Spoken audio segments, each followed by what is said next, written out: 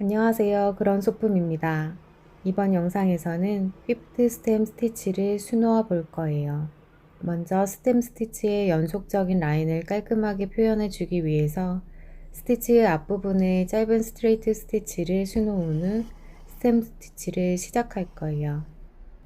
시작점에서 바늘을 원단 앞으로 가져온 후 한 땀 길이의 스트레이트 스티치를 수놓습니다. 지금부터는 스템 스티치의 연속적인 라인을 만들어 줄 거예요. 시작 포인트에서 바늘을 원단 앞으로 가져옵니다. 자수실을 아래로 향하게 하고 왼손으로 자수실을 눌러 잠시 고정시킵니다. 오른쪽으로 두 땀 길이의 포인트에서 바늘을 원단 뒤로 보냅니다.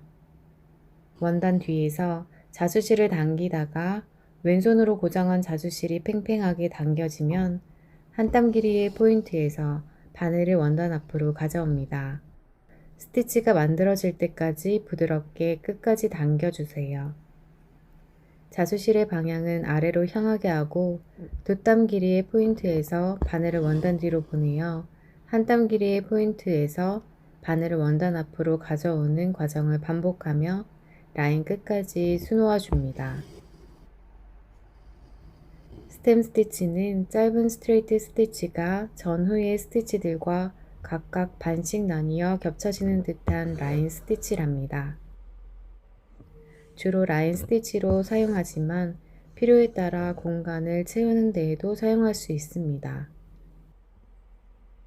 스티치의 모양은 왼쪽 위에서 오른쪽 아래로 향하는 대각선이 반씩 겹쳐지는 형태로 이어집니다.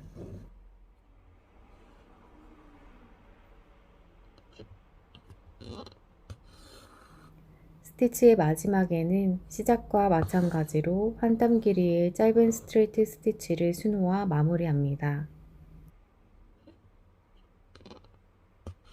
스템 스티치가 완성되었습니다. 다음은 스템 스티치마다 자수실을 휘감아 도톰한 밧줄 형태의 스티치를 만들어 줄 거예요. 첫 번째 스템 스티치의 가운데 자수실과 원단을 꿰지 않도록 주의하며 아랫방향으로 바늘을 가져옵니다. 이어서 스템 스티치 라인의 자수실과 원단을 꿰지 않도록 주의하며 두 개의 자수실이 겹쳐지는 부분에서 바늘을 위에서 아랫방향으로 통과시키고 자수실을 느슨하게 당겨줍니다. 스템 스티치마다 위에서 아랫방향으로 바늘과 자수실을 통과시키는 것을 반복합니다. 스티치를 하다 보면 자연스럽게 스템 스티치에 휘가 맞은 자수실의 모양이 밧줄 형태로 만들어집니다. 스템 스티치의 길이만큼 자수실을 감아서 휘핑 스티치를 만들어 주세요.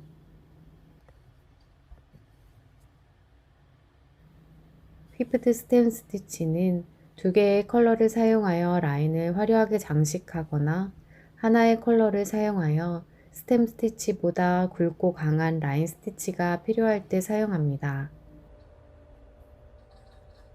스티치의 마지막에는 스템 스티치의 가운데에서 원단과 자수실 사이로 바늘을 원단 뒤로 보내어 마무리합니다.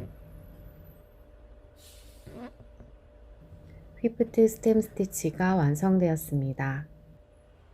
그럼 우리 다음 영상에서 또 만나요.